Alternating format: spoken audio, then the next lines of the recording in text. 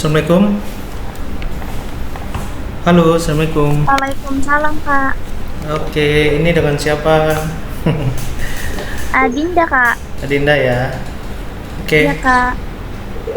Kira-kira sudah ada berapa orang di kelas kita, Adinda? Main rame kayaknya. Kalau di GG Cibubur baru Dua ya? IPS-nya aku doang Kak. Oh gitu. Iya Kak. Kita lihat partisipannya. Oke. Barusan Adinda ya. Satu lagi ada Iya, Kak. Melisa. Oke. Kira-kira hari ini kita mau belajar apa nih, Adinda? Sejarah Sejarah wajib. Kak. Oh sejarah wajib ya Kak. Wajib Berarti atau minat? apa aja Kak. Tapi Apa? tadi aku habis mapel sejarah wajib. Kalau kemarin sejarahnya Oh gitu. Jadi intinya sekarang kita belajar apa nih? sejarah. Sejarah wajib atau minat? Ayo. Wajib, Eh, wajib, Wajib. wajib. Oke, kalau wajib materinya udah nyampe mana nih untuk kalian berdua? Terbentuknya Kepulauan Indonesia sampai biologi itu Pak. Bagian zaman berdasarkan biologi. Oke. Kalian dari gurunya ada yang mungkin diberi tugas atau diberikan, biasanya tuh kalau kayak di tempat kakak dia disuruh untuk buat PowerPoint ataupun mempresentasikan PowerPoint. Kira-kira ada di antara Ada kalian? Kak. Bisa Iya, di-share di sini nggak? Oh, itu Kak, kalau aku maksudnya aku nyatet terus dibacain gitu doang Kak. Oh gitu. Iya, bukan PPT malah, bukan bikin PowerPoint, Kak. Jadi kita nulis Kak. Oke, untuk Melisa? Ya kak, Ya, yang wajibnya apa nih kira-kira yang mau kita bahas? belum sih. Kalian ntar dulu deh. Soalnya baru minggu kemarin belajarnya. Hmm. Gara-gara gurunya sakit. Oh gitu, iya. Udah perkenalan. Tadi materinya apa, Adinda? Berkaitan dengan proses terbentuknya bumi ya? Kepulauan Indonesia. Kepulauan Indonesia Iya, ya? sama Oke. kan. Sebentar. Sama zaman berdasarkan biologi. Eh, Aku udah lumayan banyak sih Kak. Terakhir yang dibahas sama gurunya sampai mana? Sampai terbentuknya Kepulauan Indonesia dan pembagian zaman berdasarkan biologi. Seperti itu ya. Oke. Iya, Kak. Sebentar kakak cari materinya dulu. Ini lumayan lama nggak kakak bahas. Mana ya tadi ya? Terbentuknya. Ini kan materi baru ya. Yes.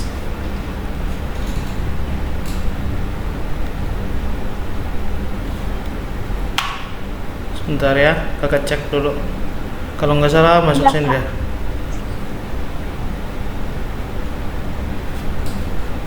Ada tugas mungkin di antara kalian? Tugasnya ngerangkum Kak, ngerangkum dari YouTube. Iya. Iya. Waduh. Kalau sejarah minat malah jarang Kak, jadi kayak saya juga bingung mau belajar apa, paling baca-baca dari buku paket gitu. Nah, sebagian sekolah juga katanya banyak yang nggak dibagikan buku paket ya, karena memang keterbatasan apa namanya buku. Tuh, karena pandemi. Ya, itu salah Aku satunya. juga, Nah, aku juga ini bukan buku aku Kak, bukan buku sekolah. Itu Oh, gitu. kayak dari sendiri iya. Oke. Masuk sini materi ini sama kan? Iya sama Kak. Kalau Melisa gimana? Sepakat ya bahas ini? Boleh kak. Oke. Kalian belajar. Oke. Nanti kalau kira-kira kalian ada tugas atau ada apa namanya yang perlu didiskusikan, kontak aja kakak ya. Nanti di akhir pembelajaran kakak kasih kontak kakak. Kalian bisa tanya-tanya tentang materi sejarah. Apalagi kalau kalian pengen mempersiapkan dari sekarang, pengen sukses PTN, ya syukur-syukur masuk di jalur seleksi rapot ya. Kakak sih berharap sih kalian masuk jalur seleksi rapot. Nanti kalau misalnya gagal di jalur seleksi rapot, kalian masih bisa mempersiapkan dari sekarang untuk SBMPTN. Oke? Kita langsung masuk ke Yang pertama, slide yang pertama, sebentar ya, agak ribet nih emang kakak. Agak kewalahan tadi karena mempersiapkan yang lain juga. Jadi mohon maaf juga ya buat adik-adik, kita mengalami keterlambatan untuk pembelajaran di hari ini. Oke. Nah, jadi topik besar kita di hari ini adalah menelusuri peradaban awal manusia di Indonesia. Oke, kenapa materi ini menjadi materi wajib? Karena tidak terlepaskan daripada bagaimana awal terbentuknya tidak hanya secara geografis ya, tapi bagaimana sosiologis dan politik nanti membentuk, dan juga kita diwarnai oleh peradaban lainnya seperti peradaban Cina, India, paling dominan itu India, gitu ya. Oke, kita berlanjut. Nah, di sini di PowerPoint ini dijelaskan proses perkembangan bumi. Jadi kakak jelaskan sedikit ya. Kalau kita pahami, nah, di masa 2,5 miliar tahun yang lalu itu adalah proses pembentukan awal, gitu ya. Dimana kita ketahui Arkeokum ini menjadi satu cikal bakal ya daratan benua kita yang kita ketahui, yang kemudian nanti kita bisa melihat proses terbentuknya sebuah benua, gitu ya. Nah, dimana di masa itu kita ketahui ada yang namanya satu benua sebelum ada yang kita ketahui sekarang ini 7 benua ya. Kalau dinamai waktu itu adalah benua Pangea, di mana hampir semua daratan waktu itu tersatukan, gitu ya. Nah, kemudian masuk ke masa Paleozoikum. Nah, di mana kalau kita ketahui rentang waktunya itu antara 500 sampai dengan 245 juta tahun. Nah, rentang waktu ini yang kalau kita pahami memberikan jeda di mana Paleozoikum ini mulai muncul peradaban manusia, gitu ya. Ditandai dengan berbagai kehidupan bagaimana pergeseran dari mula masyarakat yang berkembang itu di dataran wilayah Afrika sekarang, kemudian bergeser ke berbagai wilayah penjuru dunia lainnya, seperti itu ya. Kemudian ada Mesozoikum di mana masa pertengahan, dan terakhir Neozoikum. Oke, kita berlanjut ya. Nah, di sini dijelaskan zaman Arkeokum ya, agak ribet sendiri. Di mana masa ini berlangsung kira-kira berapa? Di sini penulisan titiknya salah nih. Sekitar 25 juta tahun yang lalu ya. Sama nggak datanya sama yang tadi nih? 2,5 miliar. Oke, sorry ya. Nanti kalau masalah datanya kita confirm lagi. Intinya pada saat itu kulit bumi masih panas sehingga tidak ada kehidupan. Jadi zaman, kalau nggak salah ya, zamannya zaman Pangea itu, kenapa bisa muncul berbagai benua yang kita ketahui ada berapa? Sekarang ada 7 benua katanya ya? Ya nggak? Apa aja nih diantaranya? Yang pertama Asia, benua Afrika. Oke, Afrika. Terus Australia. Oke. Ada apa lagi? Eropa. Terus apa lagi? 5 Amerika. Terus 6 Pasifik. Benua Pasifik. Benua Asia udah. Antartika dong. Iya kan? Iya. Oke, jadi 6 benua sebetulnya yang kalau kita dapati secara satu kesatuan. Tapi belakangan benua Amerika ini diidentifikasi menjadi 2 benua. Yang pertama apa? Utara, ya. Satu lagi selatan, ya kan? Kenapa demikian? Karena secara geografis tidak hanya lingkungan fisik yang dinilai, ya kan? Kalau misalnya kita ketahui kan antara Amerika Utara dan Amerika Selatan ini hanya dipisahkan oleh satu teluk ya, Teluk Meksiko, yang kemudian ada terusan Panama ya. Nah, sementara penilaian daripada ahli geografi maupun ilmu sosial lainnya mendefinisikan Amerika Utara itu dipisahkan berdasarkan kultur, budaya, dan juga situasi perbedaan iklim diantaranya. Kalau utara kan lebih cenderung dengan iklim dinginnya ya. Kemudian kalau selatan seperti subtropis, seperti halnya kalau di Brazil tuh nggak jauh beda kehidupannya dengan masyarakat Indonesia. Oke ya. Jadi ini yang dibilang 7 benua. Amerika itu dipecah utara dan juga selatan. Oke. Dan yang Antartika, ingat Antartika ini benua yang tidak ada manusianya, tidak ada kehidupan ya. Kenapa demikian? Sama seperti kutub utara, wilayah Antartika ini diselimuti oleh salju abadi yang kalau kita pahami tentu tidak memberikan ruang lingkup ataupun satu kondisi yang membuat kehidupan memiliki habitatnya, gitu ya.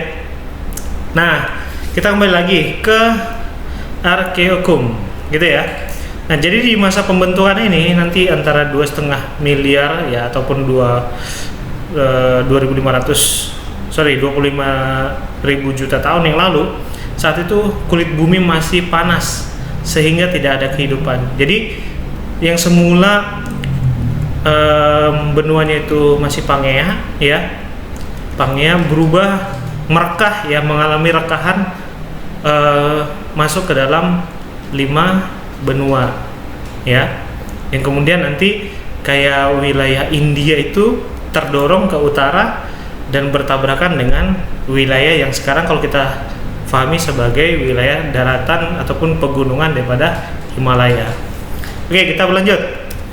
Nah, zaman Paleozoikum berlangsung 340 juta tahun. Makhluk hidup yang muncul seperti mikroorganisme. Oke, jadi di sini kalau kita pahami secara geografis ya, munculnya mikroorganisme ini seperti bakterial gitu ya, amuba dan lain sebagainya. Nah, menandai bahwasanya kehidupan di bumi itu sudah dimulai dari makhluk yang paling kecil. Jadi kalau kita pahami, kalau seringkali kan zaman-zaman dinosaurus itu seolah-olah menjadi awal pembentukan kehidupan ya, tapi enggak. Di sini kalau kita pahami ternyata berbicara juga soal mikroorganisme. Kayak gitu ya. Kemudian munculnya ikan-ikan ya kan. Kemudian amfibi, reptil dan binatang tidak bertulang belakang. Ayo, contoh binatang tidak bertulang belakang itu apa? Ayo. Cacing, ya kan? Dan serangga pada umumnya ya. Kayak belalang emang ada tulang belakangnya? Nggak ada kan? Nah, seperti itu ya. Kita lanjut. Nah, zaman Mesozoikum, dimana kalau kita pahami zaman Mesozoikum ini muncul yang namanya hewan dinosaurus. Jadi peradaban awal itu ketika muncul dinosaurus dari masa Mesozoikum. Oke. Nah, kemudian zaman Neozoikum. Nah, ini dibagi menjadi 2 babak. Yang pertama tersier dan juga kuarter. Kalau yang tersier di sini kita lihat berlangsung antara 60 juta tahun. Oke ya. 60 juta tahun. Nah, kehidupannya ditandai dengan apa? Jenis binatang menyusui seperti primata, seperti adanya kera. Oke? Nah, di sini ketika kita berbicara tentang primata dan kera ini, ternyata kehidupan awal masyarakat Indonesia itu ditandai dengan keberadaan antara primata dan kera yang kemudian bertransformasi menjadi manusia purba gitu ya. Oke, kemudian kuarter sendiri dibagi menjadi 2 zaman, Pleistosen dan juga Holosen gitu ya. Pleistosen sendiri ditandai dengan adanya manusia purba. Oke, ini kelanjutan yang kakak bilang tadi, munculnya primata dan juga kera. Oke, nah ini yang kemudian kita pahami muncullah berbagai jenis-jenis manusia purba ya kan. Kalau di Indonesia sendiri ada Pithecanthropus ya kan, kemudian sampai dengan nanti munculnya Homo sapien. Oke, kemudian kita lihat lagi adanya Homo Holosen, ditandai dengan adanya manusia jenis Homo sapien. Ingat, manusia Homo sapiens ini manusia yang kayak gimana yo? Masih ingat kan pelajaran di SMP? Yo, adanya manusia yang manusia pintar gitu ya. Pintar atau dia sudah memiliki kemampuan untuk berpikir. Nah, apa yang membedakan? Kalau dibilang dia menjadi manusia pintar, ya kan?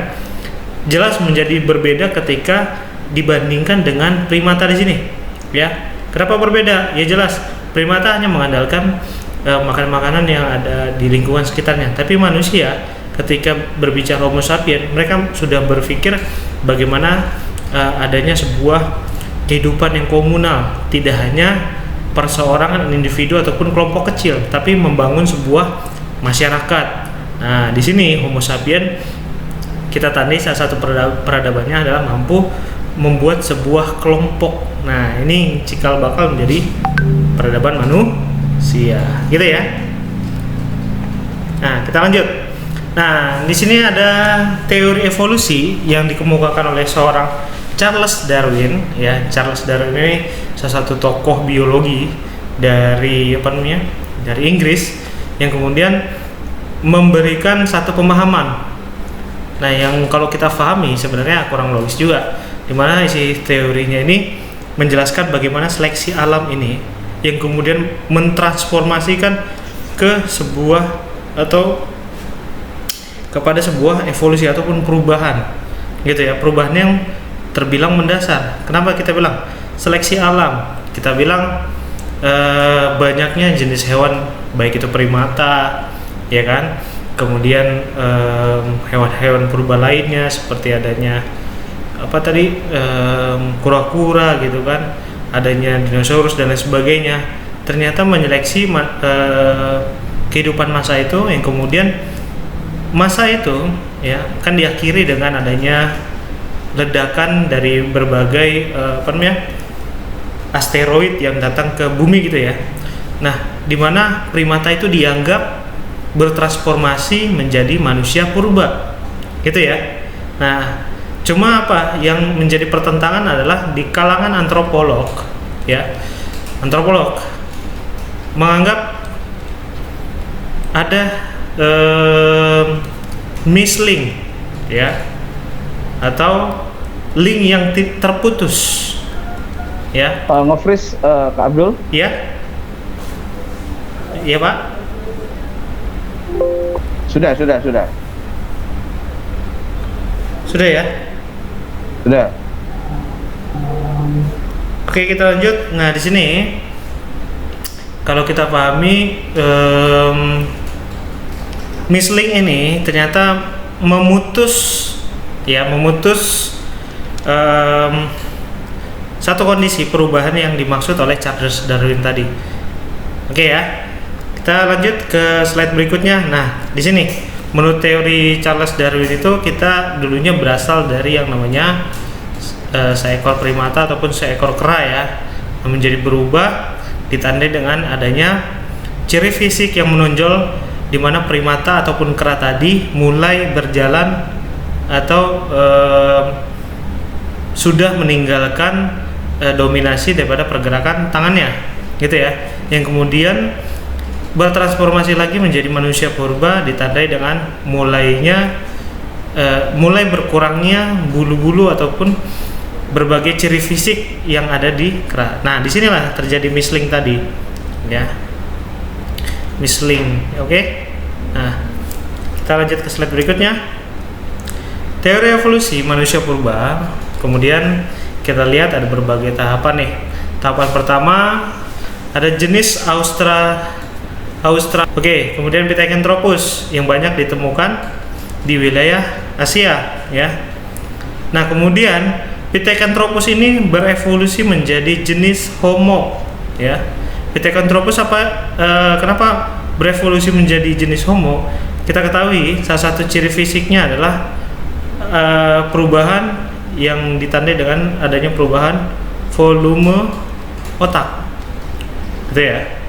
Nah, ciri secara umumnya ditandai dengan perubahan yang kakak jelaskan tadi, bagaimana mereka mulai berpikir untuk membangun sebuah peradaban, berpikir untuk membangun sebuah kehidupan di tengah-tengah kelompok besar yang kemudian menjadi cikal bakal masyarakat, gitu ya. Nah, Homo diketahui telah berevolusi menjadi dua. Yang pertama apa?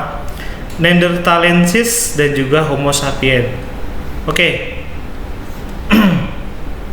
Kira-kira untuk Adinda ataupun Melisa, ada yang tahu perbedaan Neanderthalensis dengan Homo sapien?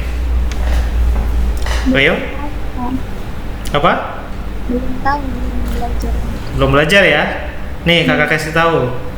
Celah, kasih tahu.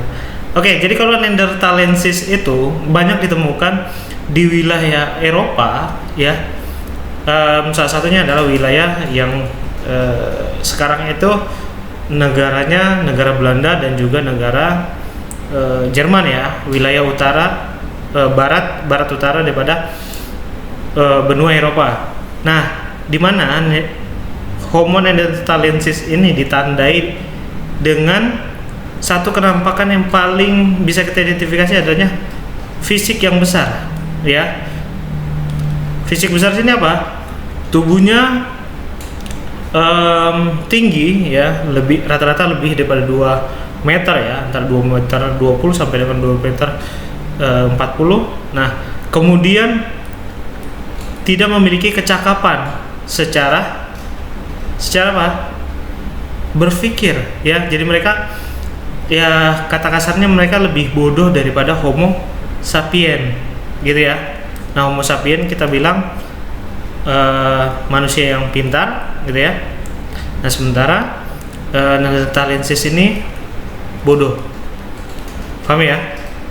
Nah, kenapa demikian? Ya, kalau kita pahami, umumnya Homo sapien ini kan banyak ditempa oleh lingkungan fisiknya ya, dimana peradaban yang dimulai oleh Homo sapien menjadi satu perbedaan, kemudian percepatan yang dilakukan oleh Homo sapien banyak melampaui daripada kemampuan Homo neanderthalensis. Jadi dari penjelasan kakak ini banyak kita ketemui yang namanya Homo sapien ini kemudian berkembang di wilayah Asia, kemudian juga wilayah Timur Tengah ya, Asia Tengah lainnya, kemudian nanti menyebar ke seluruh penjuru dunia.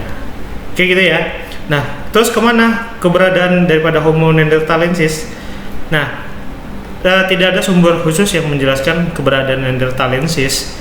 Yang kalau kita bisa pahami, banyak terjadi akulturasi ataupun asimilasi antara Homo sapien kemudian menggeser tradisi Neanderthalensis atau yang difahami sebagai ciri makhluk ataupun manusia bodoh waktu itu, gitu ya.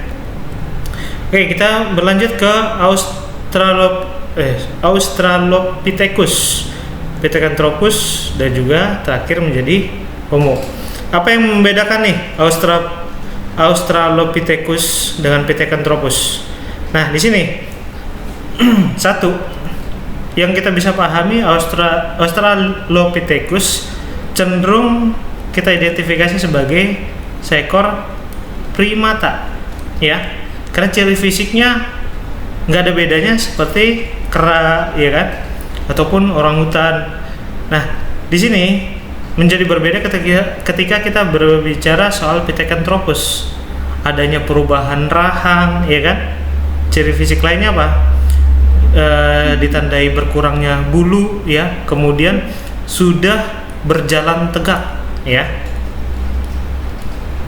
Nah, berjalan tegak. Bagaimana untuk kemampuan Pithecanthropus dengan Australopithecus? Nah, kemampuan berpikir di antara keduanya tentu jauh lebih baik Pithecanthropus, ya. Kenapa demikian? Karena ada penambahan volume otak yang dimana kita ketahui sebagai satu proses evolusi yang dimaksud Darwin, gitu ya. Nah, dari Pithecanthropus sendiri kemudian bertransformasi menjadi Homo sapien yang kita ketahui adalah manusia modern sekarang ini, gitu ya. Jadi cikal bakalnya tuh yang paling kanan nih, yang dianggap evolusi akhir daripada evolusi awal daripada peradaban manusia yang diteorikan oleh Charles Darwin. Gitu Adek ya, paham ya? Kita lanjut lagi ke slide berikutnya. Nah,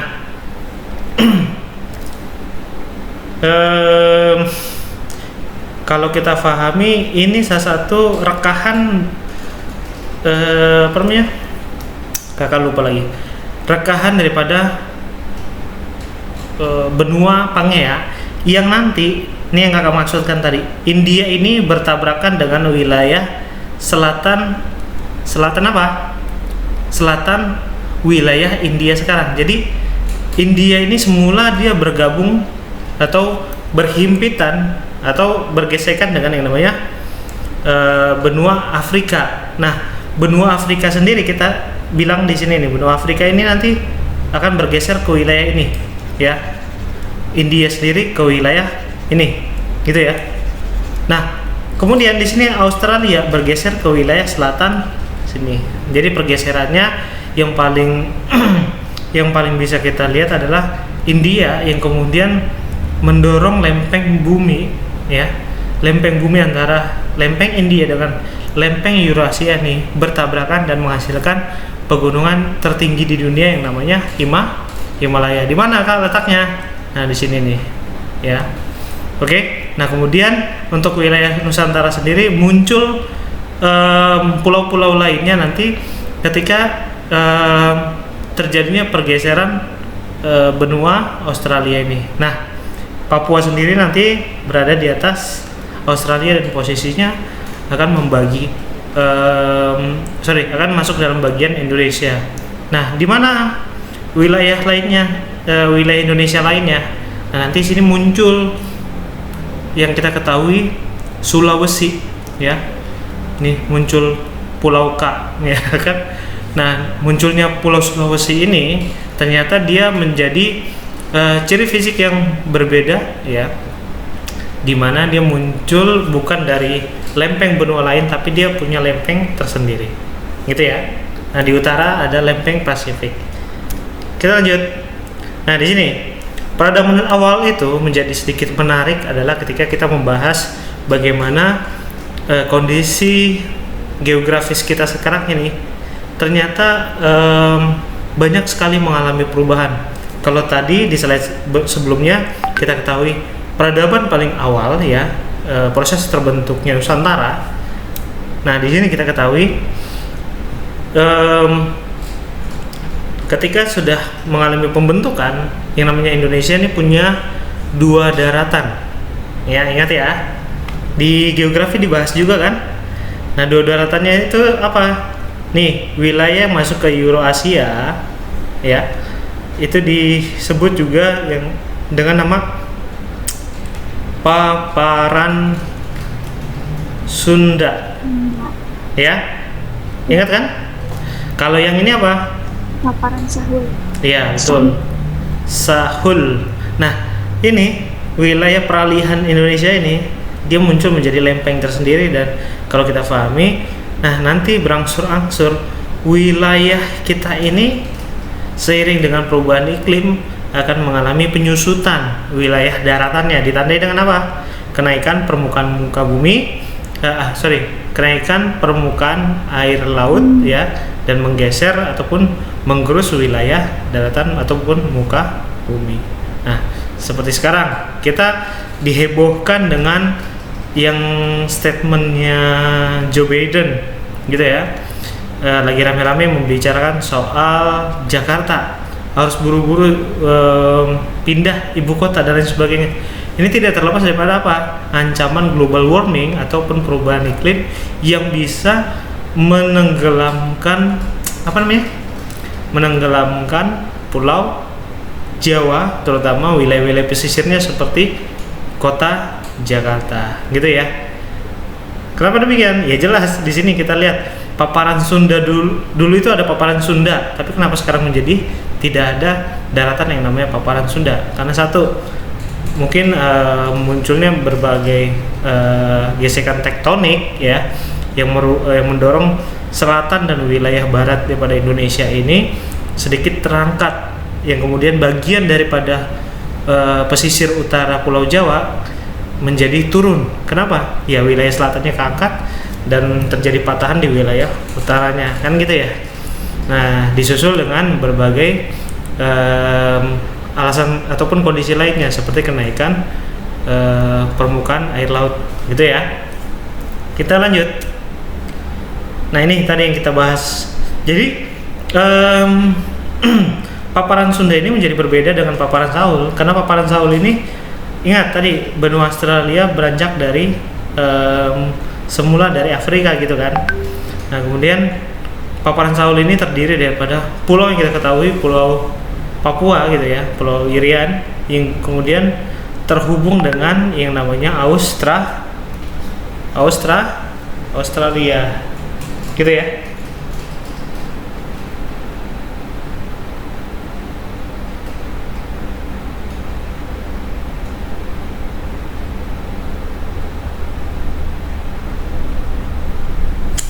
Oke, nah kita berlanjut ya. Nah, di sini Wallace dan Weber dan juga Lydekker ya sudah membagi wilayah ataupun zona secara geografis. Nah, kita lihat garis Wallace ini membagi dan juga garis Weber ini membagi wilayah Indonesia bagian timur dan juga membagi wilayah Indonesia bagian barat, seperti itu ya. Nah, di mana Pulau Sulawesi ini menjadi wilayah peralihan. Nah, ciri fisik yang paling kita temui apa? Kalau di wilayah Sulawesi, kita lihat deh orang-orangnya. Kalau dibilang dari orang Nusa Tenggara Timur ataupun Nusa Tenggara Barat, dia dicirikan mirip-mirip orang Indonesia Barat, tidak juga, tapi diindikasikan dengan Indonesia Timur tidak juga, tapi adanya percampuran gitu ya. Kalau di Indonesia bagian barat kan kecenderungannya lebih sawo matang gitu ya, sementara Indonesia Timur lebih hitam gitu ya. Nah, di wilayah peralihan ini mereka nggak hitam, mereka juga nggak sawo matang.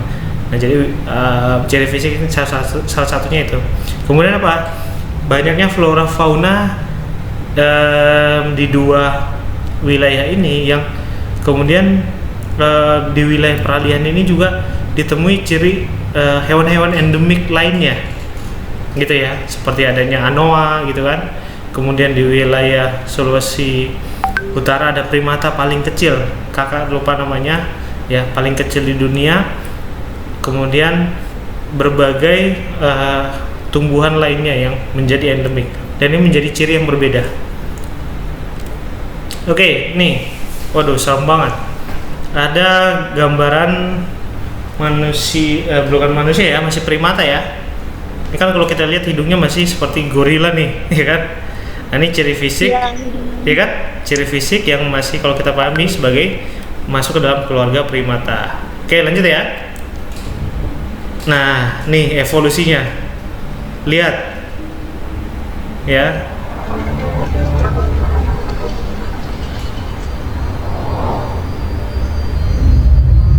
Rahangnya mengalami perubahan, ya. Kemudian bagian lainnya munculnya hidung, ya, hidung yang lebih menonjol, kemudian bola mata yang lebih membesar dan terdorong keluar ya.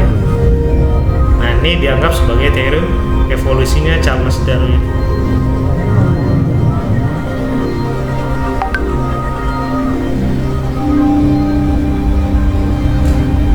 Nah, inilah manusia modern sekarang.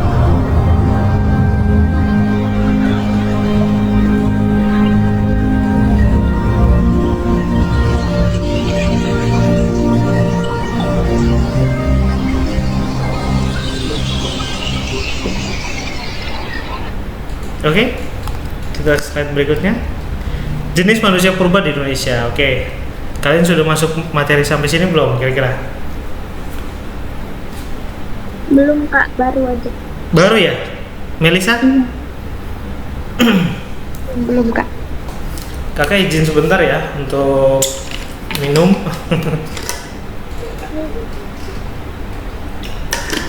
Oke, kita lihat ada jenis manusia purba yang ada di Indonesia. Ada 3 jenis. Pithecanthropus ya, baik itu Pithecanthropus erectus dan lain sebagainya. Kemudian ada Meganthropus dan terakhir adanya Homo. Oke, jadi kalau kita bilang Homo ini adalah transformasi akhir daripada manusia purba ya. Kemudian adanya Meganthropus dan Pithecanthropus. Apa yang membedakan di antara keduanya? Yuk. Secara umum Meganthropus ini berbadan lebih besar ya. Sementara Pithecanthropus kecil. Nah, kalau Homo ini sudah ciri fisiknya sudah ciri fisik manusia modern sekarang. Oke, kita lihat penjelasan berikutnya. Nah, Meganthropus dicirikan diantaranya nih, memiliki tulang rahang yang lebih kuat. Kan tadi di video udah lebih jelas ya, rahangnya itu lebih besar daripada hidung ataupun tulang tengkoraknya gitu ya. Nah, lihat di sini. Meganthropus. Di sini kita lihat bentuk tengkoraknya dia lebih kecil daripada ukuran rahang yang besar. Kenapa? Demikian, karena kita ketahui kecenderungan Meganthropus ini lebih banyak memakan jenis tumbuhan. Nah, dimana kalau kita ketahui jenis tumbuhan ini yang tentunya menuntut ataupun harus setidaknya berkesesuaian dengan rahang Meganthropus itu sendiri. Nah, jadi kalau kita pahami kenapa rahangnya si Meganthropus ini bisa jadi besar, karena dia kecenderungannya adalah memakan jenis tumbuhan, gitu ya. Nah, nih tadi kakak bilang tulang keningnya menonjol. Nih di sini nih, ya. Tulang kening ini menonjol, lebih menonjol, ya. Pipinya lebih tebal nih. Tadi kan di videonya udah jelas ya. Kemudian memiliki otot kunyah yang kuat. Nah, ini yang kemudian ciri-ciri ini tidak banyak menonjol di Homo sapien maupun Homo sapien, Pithecanthropus maupun Homo. Oke, kita lihat ciri Pithecanthropus. Yang pertama kita lihat badannya tegap, tidak seperti Meganthropus. Jadi walaupun Meganthropus ini dia berbadan lebih tinggi, lebih besar daripada Pithecanthropus, dia jalan itu lebih membungkuk, gitu ya, lebih membungkuk. Kenapa dia lebih membungkuk? Karena dalam masa evolusinya ini tinggi badannya tidak berkesesuaian dengan jenis kebutuhan yang dia konsumsi, yakni jenis tanaman. Jadi mau tidak mau banyak aktivitas yang dia lakukan banyak di wilayah banyak di bawah, gitu ya. Paham sampai sini ya? Kemudian sesekali Meganthropus ini mengambil buah-buahan. Nah, kita lihat lagi. Pithecanthropus selain berbadan tegap, tinggi badannya itu yang ideal seperti manusia modern seperti Homo ya, antara 165 cm sampai dengan 180 cm gitu. Kemudian tulang rahang dan geraham kuat serta bagian kening yang menonjol. Nah, di sini baik Meganthropus maupun Pithecanthropus, tulang keningnya ya atau wilayah lingkar matanya itu bagian atas atau yang kita ketahui belakang kulit alis itu tulang kening ya, itu lebih menonjol ketimbang manusia modern. Kemudian wajahnya tidak mempunyai dagu. Nah, di sini yang menjadi berbeda antara Meganthropus dengan Pithecanthropus. Kalau Meganthropus tadi kita pahami dagu dan juga rahangnya sangat menonjol gitu ya. Kemudian volume otak belum sempurna, yaitu di 750 sampai dengan 1300. Kemudian kita ketahui ada tulang atap tengkorak tebal dan berbentuk lonjong. Nah, di sini sedikit berbeda Pithecanthropus dengan Meganthropus. Pithecanthropus ini lebih besar volume otaknya, kayak gitu ya. Kemudian alat pengunjah dan otot tengkorak mengecil. Kenapa demikian? Karena banyak aktivitas lainnya, tidak hanya difokuskan pada rahang saja. Jadi kan di sini banyak di Pithecanthropus ini alat pengunyah yang semula sangat menonjol ya, yaitu rahangnya, kemudian bertransformasi menjadi menjadi lebih kecil dan dagunya tidak begitu terlihat, gitu ya. Slide berikutnya. Nah, di sini Homo ataupun bentuk ciri daripada kepala manusia yang kita ketahui, kepala manusia modern. Oke. Badan yang pendek, leher yang memanjang, dan lengan yang panjang. Oke, leher yang memanjang ini tentu menjadi perbedaan ya dengan jenis primata ataupun manusia purba. Kenapa demikian? Karena transformasi leher yang memanjang ini mendorong ya perubahan mendasar di tulang belakang. Nah, di mana kondisi ini mendorong Homo ataupun manusia modern lebih mampu berdiri tegap, ya. Oke, kemudian kita lihat lagi. Volume otak 1350, berarti lebih besar daripada Homo Pithecanthropus erectus. Nah, tinggi tubuh sendiri kalau kita ketahui antara 130 sampai dengan 210 cm. Bervariasi ya. Ada yang pendek, ada yang menengah, ada yang tinggi. Oke, otak lebih berkembang daripada Meganthropus dan Pithecanthropus. Itu yang kakak jelaskan tadi. Gitu ya. Nah, kalau kecenderungannya Meganthropus tadi di sini menjadi sangat berbeda adalah otot kunyah, gigi dan rahang sudah menyusut. Jadi sangat-sangat berkurang ya, baik daripada kegunaannya maupun bentuknya sudah sangat-sangat menyusut. Kemudian kita lihat tonjolan kening di sini tidak lagi menonjol, tidak menjadi dominan ya.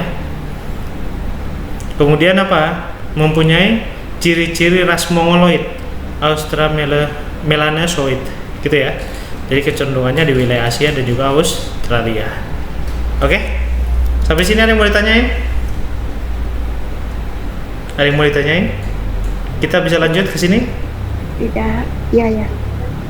Oke. Melisa paham kan sama Dinda? Paham Kak. Paham. Oke. Nah, kemudian transformasi daripada manusia purba yang kita ketahui tadi, muncullah cikal bakal terbentuknya peradaban manusia Indonesia ya, dengan adanya berbagai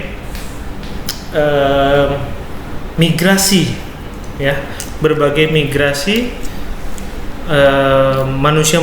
manusia purba tadi ke wilayah Nusantara. Oke. Nah, di sini ada Proto Melayu dan Dutro Melayu. Nah, kemudian ada Papua Melanosoid. Kenapa kita bilang ada Papua Melanosoid? Karena tidak banyak dibahas tentang migrasi yang dilakukan oleh Papua Melanosoid. Oke, gitu ya. Langsung kita bahas. Proto Melayu membawa peradaban batu. Oke, kemudian rambut lurus, kulit kecoklatan, bermata sipit, bertempat tinggal di pantai utara Kalimantan Barat, Sulawesi Barat, dan percampuran ras Proto Melayu dan penduduk asli menghasilkan suku Batak, Dayak, Toraja, Alas, Gayo. Oke, nah di sini kakak tambahin lagi, salah satunya yang paling ujung adalah Nias, gitu ya, dan juga ada Mentawai. Ini bagian daripada Proto Melayu. Kemudian yang nyebrang paling jauh ke Madagaskar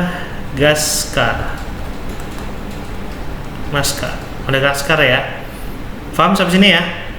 Nah, ini yang jarang juga dibahas, persebaran atau migrasi yang paling jauh dilakukan oleh Proto Melayu.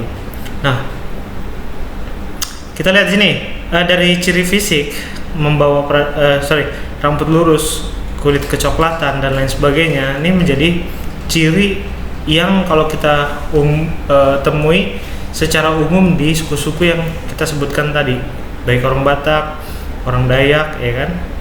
Nah, kemudian Proto Melayu ini adalah orang-orang yang semula ya datang dari wilayah Hainan ya, di dataran Tiongkok. Ini kakak gambar sedikit, anggap aja ini satu gambaran. Di sini ini kita bilang Vietnam gitu ya, Vietnam. Kemudian di sini ada dataran Cina gitu ya. Dan di sini ada pulau Taiwan yang kemudian orang-orang di sini Proto Melayu ini bermigrasi. Dulu kan masih ada daratan Sahul dan juga daratan Sunda ya. Di sini juga masih ada wilayah yang merupakan bagian daratan. Jadi mereka melakukan migrasi ke wilayah Filipina, dari Filipina ya. Filipina bermigrasi lagi ke wilayah yang kita ketahui Sulawesi gitu ya. Nah, dari Sulawesi lah nyebrang lagi ke wilayah Kalimantan, Sumatera, dan terakhir sampai di Madagaskar. Nih, ini Proto Melayu. Jadi petanya itu nanti kita lihat di sini. Nah, nih ya. Kita lihat nih yang warna merah Proto Melayu. Nah, ini yang kagak jelasin tadi. Dia ke Taiwan, ke Filipina, ya kan? Kemudian ke wilayah Sulawesi, kemudian ke Kalimantan Barat gitu ya. Kemudian ada yang juga datang dari wilayah lainnya, dari Semenanjung Malaysia yang kemudian menetap di wilayah Sumatera Utara ya, orang Batak dan lain sebagainya, dan terakhir di Kepulauan Mentawai dan lain sebagainya sampai dengan Madagaskar. Nah, Dutro Melayu ini dia tersebar di wilayah Semenanjung Malaysia ya, kemudian wilayah pesisir Sumatera bagian selatan dan juga Pulau Jawa dan seterusnya. Nah, ini migrasi yang dilakukan leluhur kita yang kita pahami peta persebarannya melalui jalur Proto Melayu dan Dutro Melayu, gitu ya. Nah, di sini Dutro Melayu membawa peradaban Dongson. Peradaban Dongson ini yang kalau kita pahami mirip-mirip peradaban yang ada di Vietnam, gitu ya. Nanti ada penjelasannya lagi nih peradaban Dongson. Nah, peradaban Dutro Melayu dapat dijumpai di Malaka, Sumatera, Kalimantan, Filipina, Sulawesi, Jawa, dan Nusa Tenggara Timur. Oke, ras Dutro Melayu sulit dibedakan dengan Proto Melayu akibat percampuran ras, ya jelas, karena banyak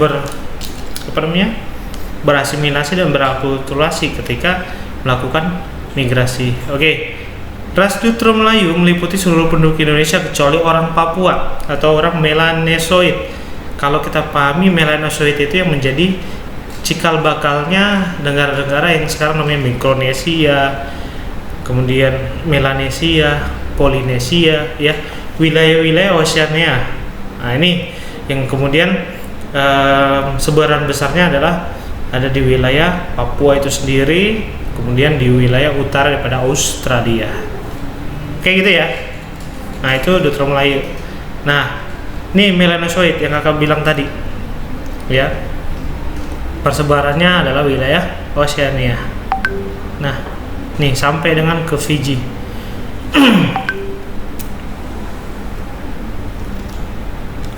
Oke, kita lanjut. Melanesoid tersebar di Lautan Pasifik. Nah, ini Papua Barat, Ambon, Maluku, dan Nusa Tenggara Timur. Kita lanjut ya. Oke, kira-kira sampai sini ada yang mau ditanyakan? Adik-adik? Tidak ada. Nggak ada? Oke, nah untuk kalian yang mau konsultasi atau lain sebagainya, kakak sertakan nomor kakak ya, nanti kalian boleh tanya-tanya, kak begini, tanya aja, atau kalian juga bisa kunjungi channel YouTube kakak, asik. Tanya-tanya boleh ya, tanya soal, tanya materi dan sebagainya. Ini kakak lupa nih di mana ya untuk, nah nih kakak biasa, oh iya kakak sampai lupa memperkenalkan diri ya. Kakak nama lengkap kakak itu Abdul, sorry. Ctrl Z. Kak, aku mau tanya. Iya. Tadi ras yang buat itu tadi apa ya kak, ras yang sebelum melanosoid, ras yang Dutro Melayu dan Proto Melayu. iya kak, di ras itu ras ya kak. Ya, ras besar yang kemudian menjadi cikal bakal ras manusia modern. Nah tadi apa? Sebentar. Pertanyaan kamu intinya apa? Ras Deutro itu ras Melayu. Dua-duanya ras Melayu gitu ya. Jadi kalau sekarang jadi gini kakak jelasin di sini ya, di PowerPoint ya. Ya kak, maaf tadi soalnya aku ngantuk kak pas bahas yang ras Melayu. Nggak apa-apa. Kalau yang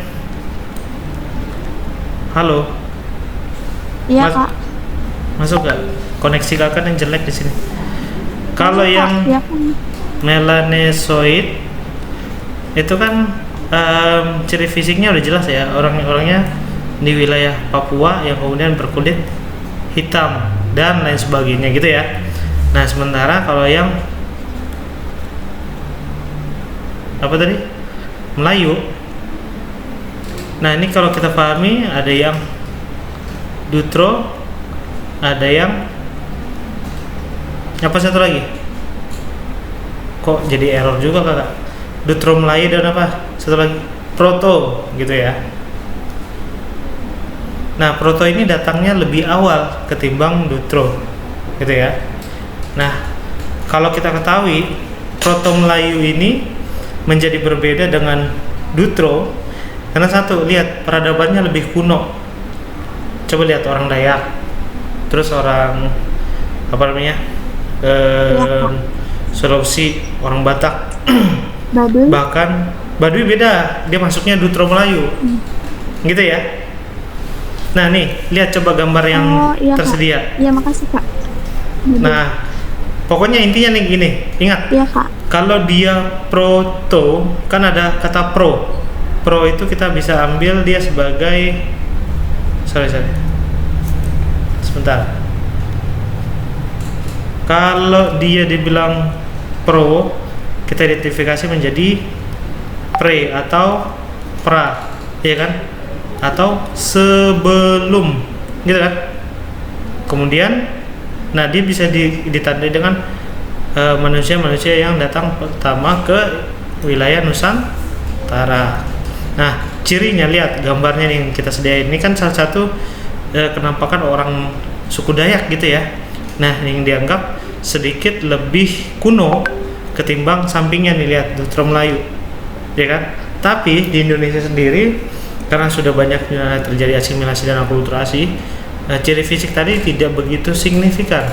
Nah, terutama kalau kita lihat di apa namanya, kalau di orang Proto Melayu yang paling banyak melakukan dinamisasi atau transformasi kehidupannya adalah suku yang dari Sumatera, ini orang Batak.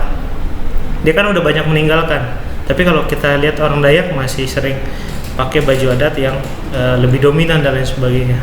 Nah terus ada suku Kajang di wilayah Sulawesi dan juga bangsa Moro yang ada di Filipina. Nah, itu contoh-contoh orang Proto Melayu, lebih konvensional lah kehidupannya. Nah beda lagi kalau Baduy itu dia dari Dutro Melayu, tapi mereka banyak melakukan apa namanya, inkulturalisasi, bukan inkulturalisasi, iya inkulturalisasi di dalam kehidupannya, sehingga mereka lebih introvert daripada kebudayaan asing. Nah itu yang membedakan. Kalau Proto Melayu seperti orang-orang Dayak, ya kan, orang Toraja gitu kan, mereka kan mewarisi nilai-nilai kulturnya tanpa menutup peradaban luar.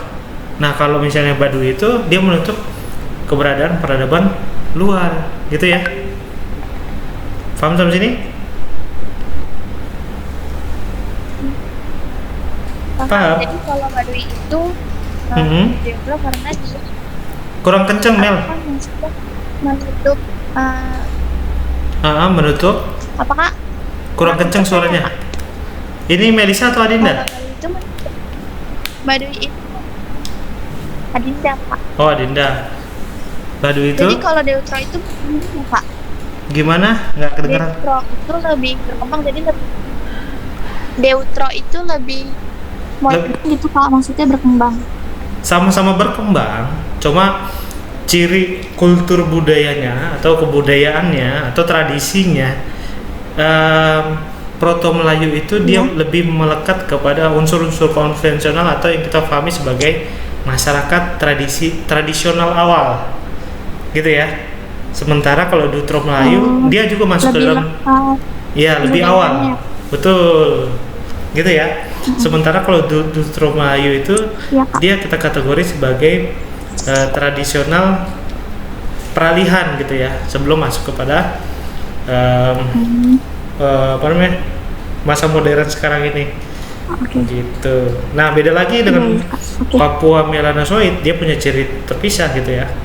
Nih, kita lihat dari bentuk rahangnya kan sebenarnya nggak jauh berbeda ya dengan Proto Melayu maupun Deutro Melayu ya.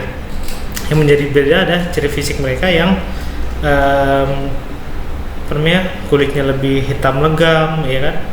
Kemudian budayanya yang jauh tertinggal kalau kakak bilang. Kenapa demikian? Karena wilayah Papua, wilayah Australia itu kan banyak apa namanya, tidak tersentuhnya ketimbang tersentuhnya dengan kebudayaan asing. Kenapa? Baik Proto Melayu pun Deutro Melayu di Indonesia itu banyak bertransformasi menjadi kebudayaan tradisional yang bisa diterima di masyarakat kita. Karena mereka banyak menerima unsur-unsur lain, gitu ya. Paham sampai sini? Sementara kalau Papua melanosoid ini banyak tertinggal di unsur ataupun peradaban dari peradaban luar lainnya ataupun peradaban asing. Oke? Sampai sini paham Adek? Paham Kak. Oke, kira-kira ada yang mau ditanya lagi? Melisa mungkin? Enggak, Pak. Enggak ya? Oke. Kembali lagi ke tadi kakak mau nyampein. Nah, di sini kakak coba hapus dulu. Kakak tadi nama lengkapnya siapa? Kakak nama lengkapnya biasa dipanggilnya itu Kak Bara sebetulnya. Kak Bara, nama lengkapnya itu Abdul Latif ya, marganya Sibarani. Terus kalian bisa kontak kakak di nomor WhatsApp 0813 1641 3171. Oke? Kalian boleh tanya-tanya tentang soal, tanya materi, tapi jangan tanya-tanya yang aneh-aneh ya. Oke. Nah, kalau kira-kira nggak ada pertanyaan, kita sudahi dengan lafaz hamdalah, alhamdulillahirabbil alamin.